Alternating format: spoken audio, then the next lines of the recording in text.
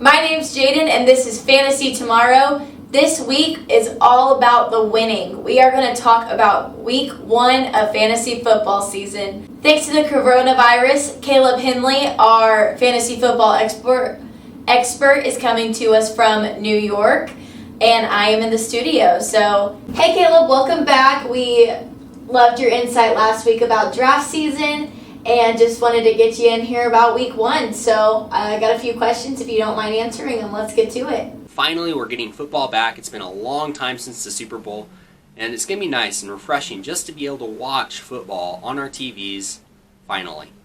But today, let's answer some questions, get ourselves prepared for this first week of fantasy football action. So my first question is, what do we need to change mentally going from draft into week 1? Well, we have to remember that during draft season, a lot of our opinions on players is built up on hype. And really, we don't want to be making our decisions in week 1 based on that hype.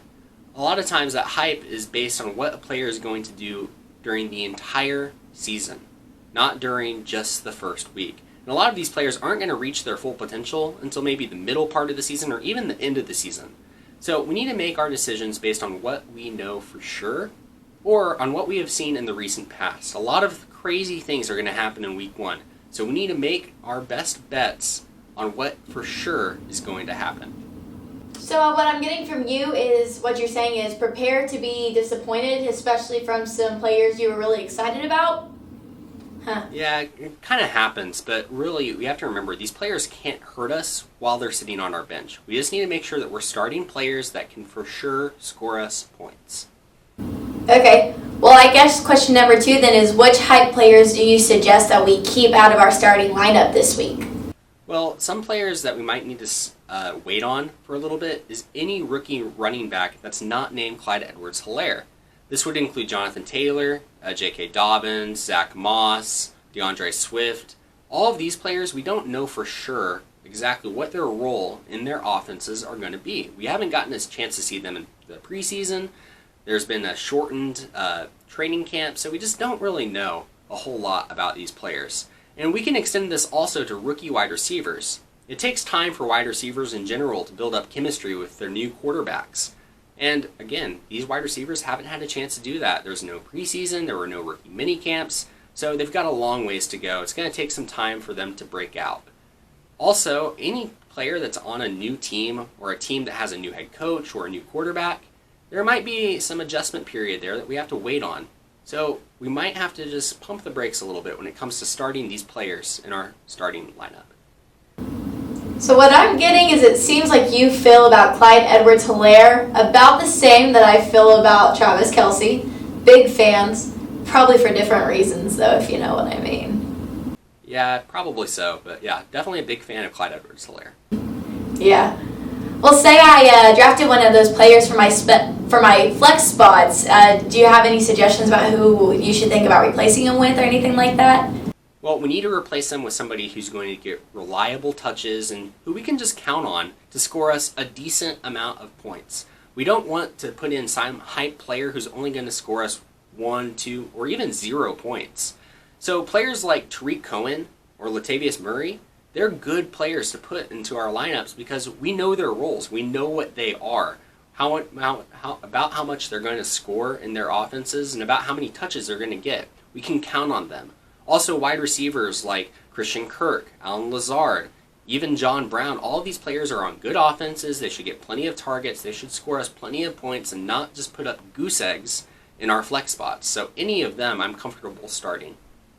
Okay, so it sounds like you're saying stick to what you know. So, for example, I go out to eat Mexican, I stick with my chicken fingers instead of trying something new, right? Yeah, I guess you could do that, yes. Okay, you don't have to give me that look. I know, it doesn't really fit in my fantasy football. I just really like chicken fingers, okay?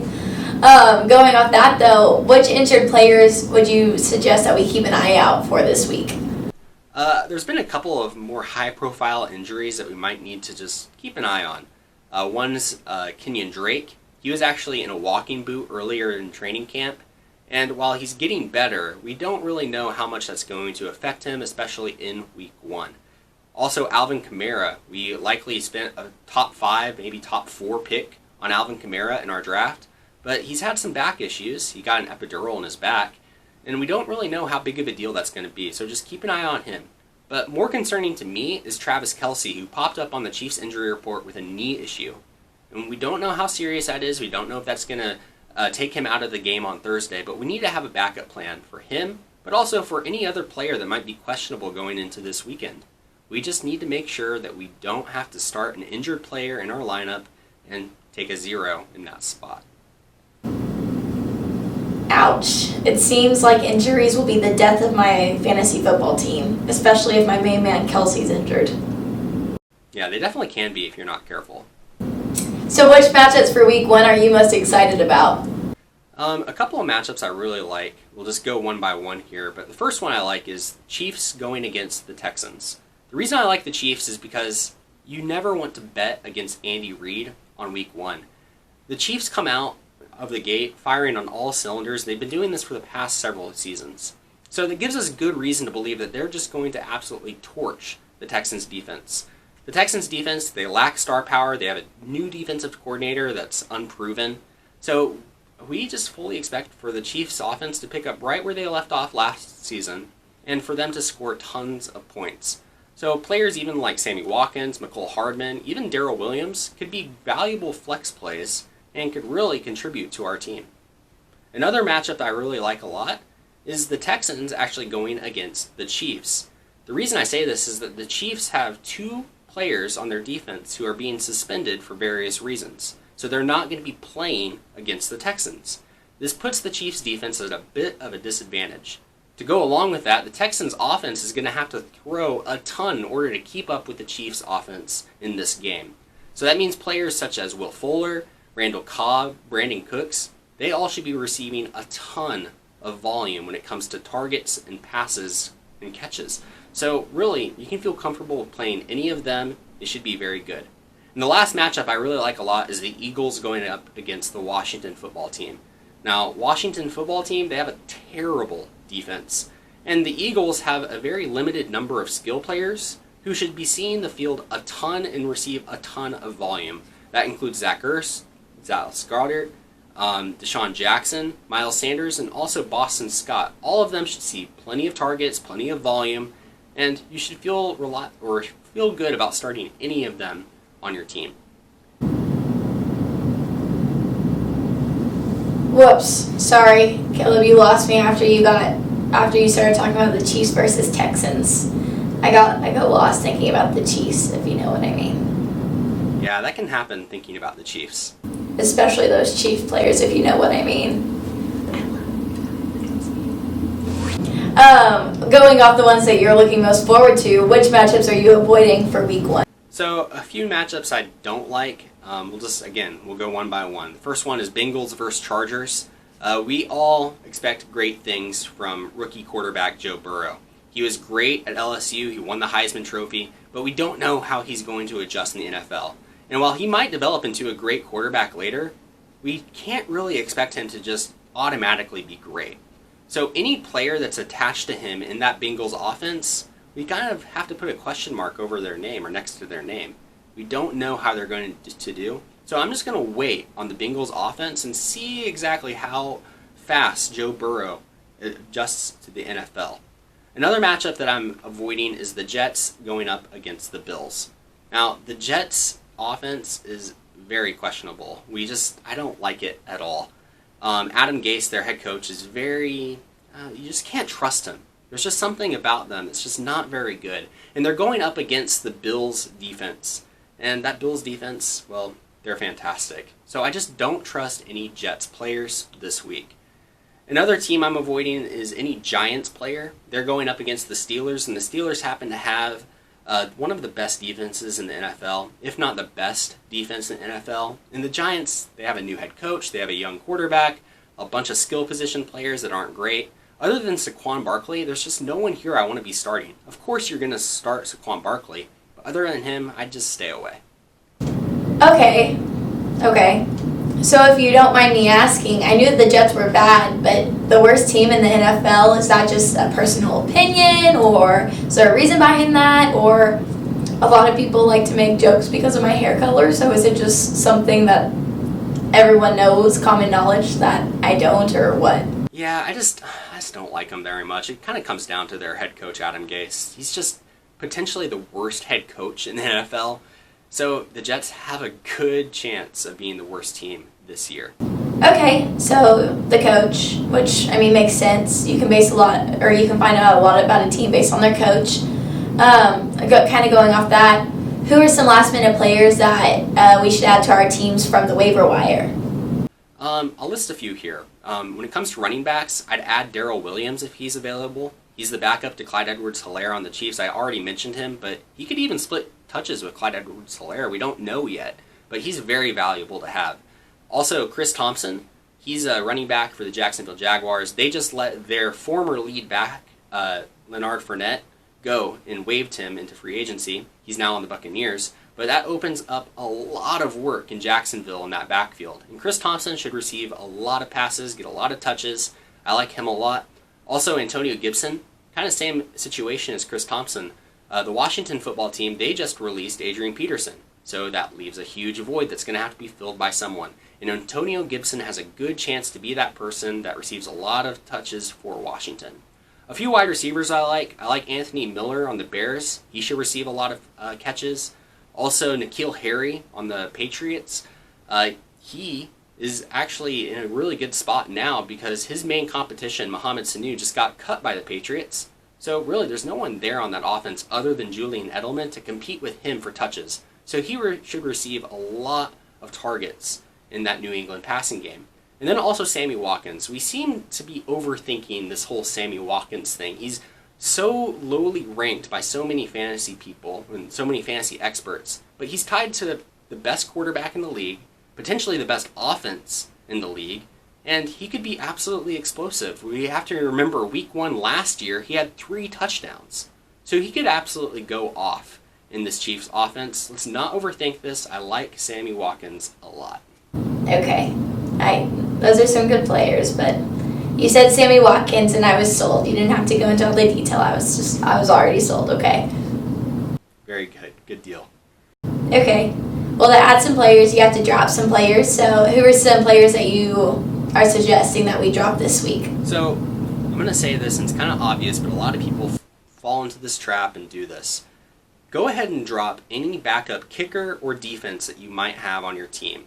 Now, a lot of people, during their draft, they see that their kicker or their defense has a bye week, and they're like, oh, I have to get a backup to replace them. That way I'm fine. But you don't need to. You can always do that later down the road and pick up a kicker or defense off the waiver wire once those bye weeks start to hit.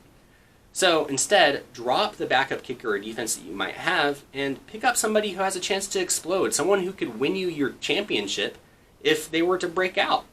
So it's really just not valuable to be wasting roster spots on kickers and defenses on these players and positions that just don't really have that much value. More specifically, one player I don't want to have on my team right now is Keyshawn Vaughn. He's a running back for Tampa Bay, but he has a lot of competition in that backfield for touches. He was very overly hyped during the draft season because a lot of people liked him. They think he wouldn't have to compete with very many people for touches, but then the Buccaneers signed Leonard Fournette. They signed LaShawn McCoy. Of course, Ronald Jones is still there. So he's going to have to compete with those 3 for touches, and he probably won't get very much work until the end of the season. You can also drop Adrian Peterson. He's in a crowded backfield now in Detroit.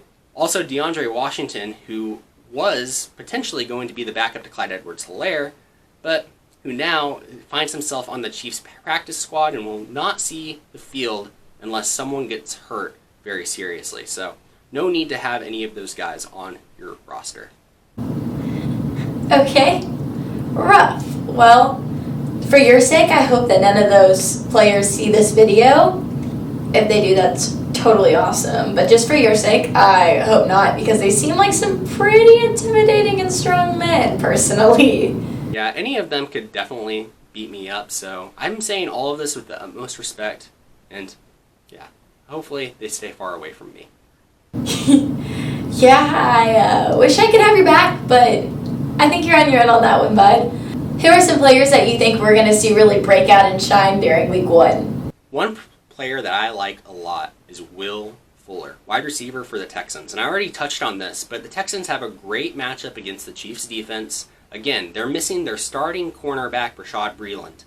And Fuller, he's the best wide receiver on the Texans. He should absolutely break out. In fact, we know that Fuller did really well against the Chiefs in his 2 matchups against them last year. And he should continue this year. He should run wild against the Chiefs defense and have a really good matchup. He has a good chance of just absolutely breaking out this week. Well, anyone that knows me knows I love to shop, especially when I can get good deals. That's why Will Fuller was one of my very first draft choices. Yeah, he's definitely a discount because of those injuries that he's had in the past. He fell in drafts, but he's fine now. He's not injured right now, so he should be absolutely a must start this week. Yeah. So, is there any players that you're expecting to see a bust from in week 1, or? LeVeon Bell, the running back for the Jets. And look, I've already talked about the Jets. I've talked about Adam Gase. I don't like their situation. And Adam Gase actually doesn't like LeVeon Bell, which is kind of crazy because we think of LeVeon Bell, we think of the running back who was great with the Steelers a few years ago. But now he's gotten older. He's just not the same man that he used to be. And Adam Gase likes his backup Frank Gore even more than he likes Bell. So it's just not a good situation. I don't want any part of it. I think a lot of people are going to start Bell and expect a lot of good things, but you shouldn't. If anything, I'd actually try to trade him away if you can. Okay, well, normally I'm a fan of older men, but apparently what you're saying is in football I should stay away, so noted. I mean, unless it's Drew Brees, of course. Can't stay away from Drew Brees, right? Yeah, I think that's totally fair. Yeah, I know. Okay, well, that is our questions for the week 1, and I will see you next week. And hopefully I will see all of you next week as well. Good luck in your week 1 matchups. I hope that this advice helps you and helps you get a W under your belt. As always, please like, comment, and subscribe. My name is Jaden, and this is Fantasy Tomorrow, where we are giving you all the information so you can learn today and win tomorrow. Till next time, bye guys.